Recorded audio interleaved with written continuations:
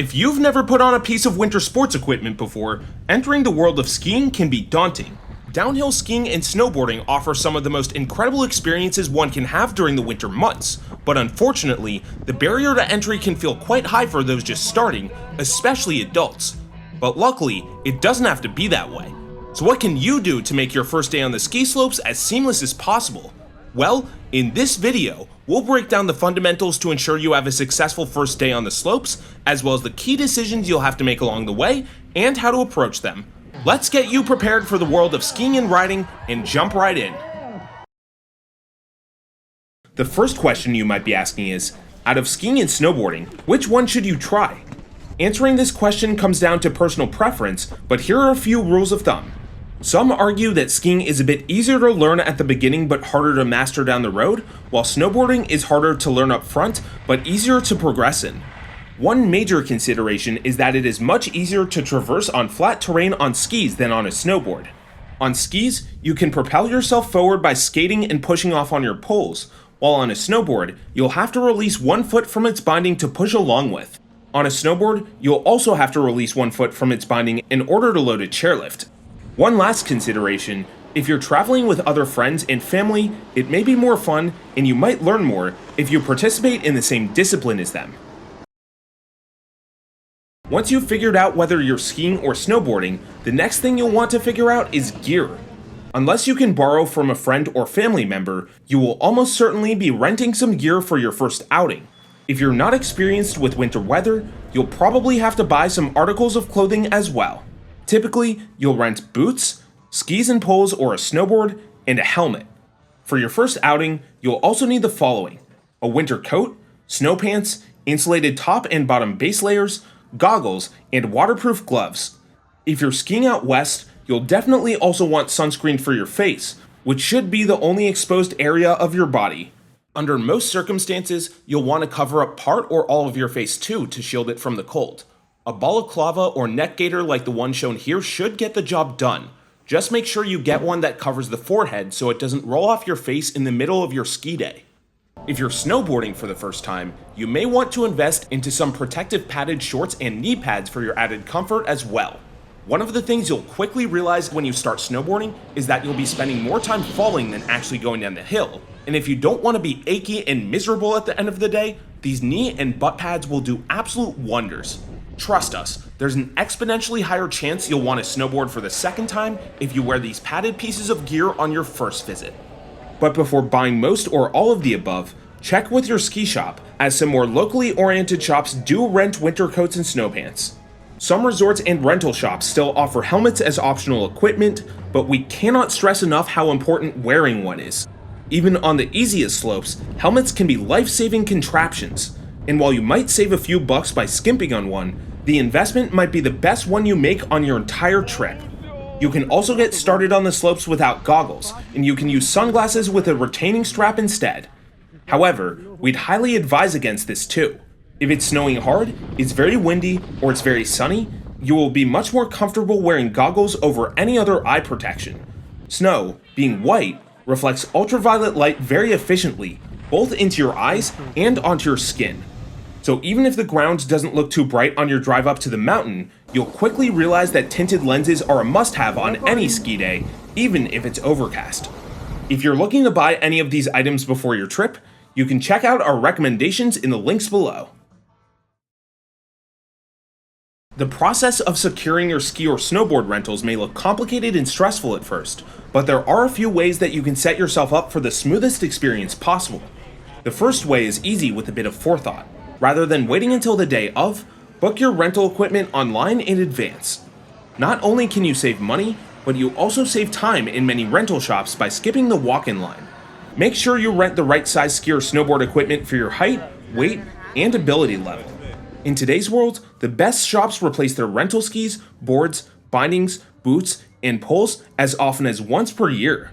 Plus, the equipment gets checked nightly, so you can rest assured knowing it's kept in proper working condition. Even so, it's always worth it to make sure the ski or snowboard equipment you rent is in good condition and fits properly.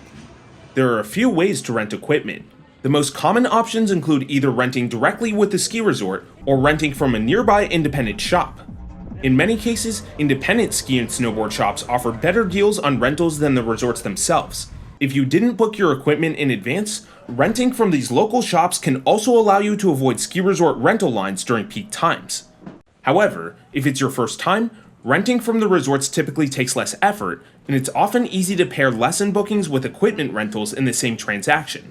Bundle deals at some resorts mean that the cost savings from renting locally can be negligible, especially for first-timers. In addition, many resorts offer free day and overnight storage services for rental equipment. This benefit is difficult to come by at independent shops, which are nearly always located off the resort premise. Some rental places, both local and resort owned, allow you to drop your gear off outside the rental shop in the snow without a formal checkout process. After a full day on the slopes, this service is a great added convenience. The next thing you'll want to make sure to do on your ski day, take a lesson. You may have a friend, significant other, or relative who's excited to show you how to ski or ride, but even if they are an expert on the slopes, you'll almost certainly get more out of your day taking a lesson with a certified instructor. There's a difference between knowing how to ski and knowing how to teach skiing, and you'll set yourself up for much greater success and enjoyment in the long term, not to mention managing your risk of injury, learning from a skilled teacher. If you're fortunate enough to live within driving distance of a ski area, likely the most cost-effective outing will be to make a day trip to take a lesson there. But if you happen to already be locked into a destination trip, you'll have plenty of options as well. That being said, if you have a choice between a destination or a local hill for your first day, you'll probably want to go with the latter. At most resorts, learning zones are located at the bottom of the mountain, meaning that most beginners visiting a premier destination resort will not have access to most of the full mountain experience that they will be paying top dollar to travel to. But if you're already committed to going to a destination, the good news is that many of these massive mountains offer special beginner lift tickets that cost a fraction of the multi-$100 regular lift ticket prices. But before you actually book your lesson, you'll have to make a big decision. Should you opt for a private lesson, or should you go for a group lesson with strangers? There are important distinctions between the two, but it's not exactly a clear-cut decision on which to go for, even on your first day. Private lessons allow for more personalized instruction, more one-on-one attention, and a lesson that can be tailored to the individual's needs, goals, and skill level. At many resorts, private lessons can be scheduled at any time. On the other hand, group lessons cost less than private lessons, and they can also be more fun and social than their one-on-one counterparts. If you're planning to book a private lesson, you'll almost certainly want to do so at a smaller, more local resort. Private lesson prices at most destination mountains are completely absurd, costing over $1,000 at some places for a full-day lesson. A handful of destination ski resorts do offer much more reasonable one-on-one lessons for true first-timers, but outside of those exceptions, the group lessons will be the only financially palatable way to go for most individuals. It's also worth noting that if you book a group lesson on an off-peak weekday, there's a chance that nobody else will have signed up, and you'll de facto get private instruction for the group lesson price. To prepare for your first day of winter sports, the next way to set yourself up for success is something you can start doing right now: staying in shape. Skiing and snowboarding are first and foremost strenuous, full-body physical activities, and you'll get more out of your experience if your body is in good physical condition at the time of your visit. Having strong and flexible muscles will help you progress faster throughout day one, and in the process will probably increase the chances that you enjoy your time on the slopes. If you're watching this video and it's already close to the winter season, we do recognize that during this time of year, it is easy to fall into winter hibernation mode. Don't fret if you haven't been exercising lately, but for the best experience, do give yourself a few weeks to do some leg and cardio exercises, some of which we've linked in the description below. Being in shape will also help you stay resilient against on-slope injuries. Okay, so you've planned your trip out, and the big day has arrived. But while planning your trip in advance and finding the right type of instruction will put you in really good shape, there are still a few things to keep in mind to ensure you have the best possible experience on the slopes. First off, dress appropriately and ensure you have adequate equipment. The mountain will be cold. Since you'll have your gear picked out already, be sure to pair it with warm, comfortable clothing that you can move in easily. Additionally, before leaving the lodge, you'll want to do one last check to make sure your equipment is well maintained, properly sized, and fitted.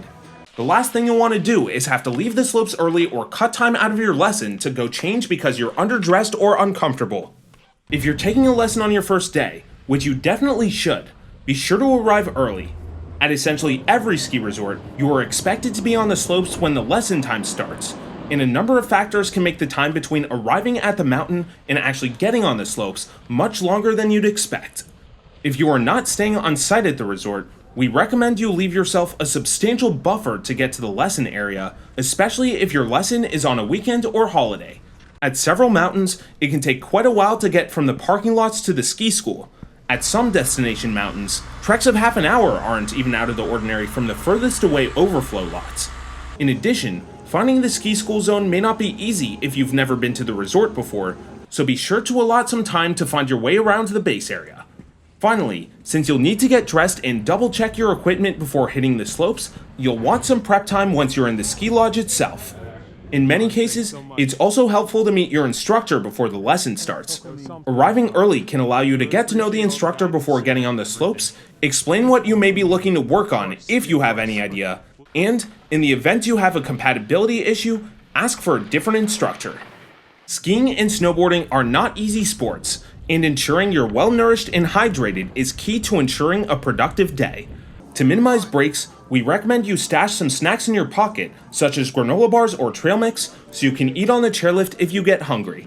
If you're concerned about getting thirsty, several manufacturers offer hydration packs that allow you to conveniently drink water while skiing or riding, although it might be a bit overkill to invest in one of these just for a single day on the slopes.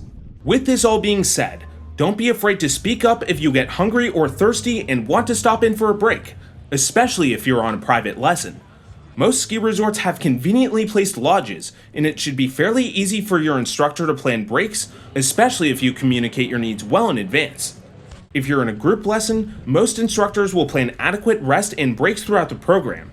However, don't be afraid to speak up if you feel misaligned with the instructor's plans. Okay, so now we've covered how to prepare for your first time skiing or snowboarding on the physical mountain. But if you're a first time ski vacationer, the excitement of skiing extends well beyond the slopes. Assuming there is one, make sure you leave some energy to explore your resort's ski town or village. Ski resorts often boast a vibrant local culture steeped in long-standing tradition, where every shop, cafe, bar, and restaurant has its own story. Taking time to stroll through the town, meet the locals, and soak in the atmosphere are must-dos to really get a sense of what the winter sports culture is like. Even if you're not much of a partier, don't skip out on Après-Ski. These activities can include everything from cozy fireside gatherings to lively musical events, and they offer a fantastic way to unwind after a day of skiing or riding.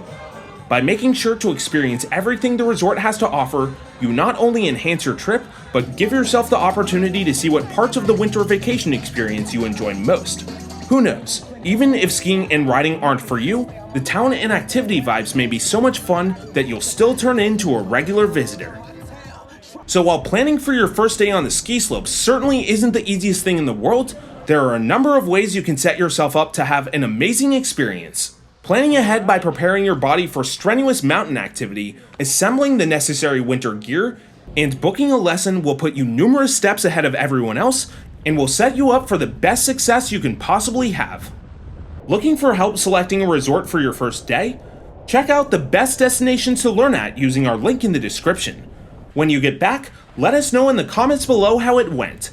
And, as always, we also invite our experienced watchers to offer additional tips that we may have missed for getting new skiers and riders off to the best possible start.